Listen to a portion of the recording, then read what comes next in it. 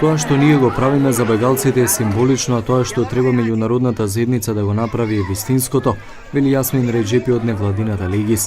Тој додава дека успеале да обезбедат храна за да ги израдуваат бегалците, затекнати пред големиот муслимански празник Бајрам со ручек и забава.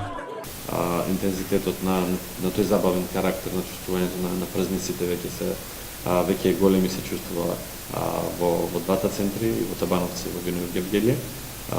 И ќе имаат можност дечињата исто така да се забавуваат утре и завтра. Представници од Легис и од првата детска амбасада во светот меѓаше од 20 до 22 јуни за време на рамазанските пости, лично ги посетиле камповите за бегалци во граничната зона меѓу Турција и Сирија. Од Македонија на луѓето затекнати таму однесоа хуманитарна помош, облека и обувки за 350 деца од 5 центри за деца бегалци без родителска грижа. Во еден момент слушнав укотници, прашав што се случува.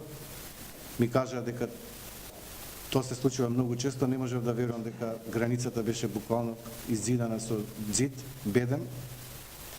Исто така дека ми беше многу тешко што тие луѓе се само на 2-3 километри 6 од нивната држава, а живеат надвор од незината држава.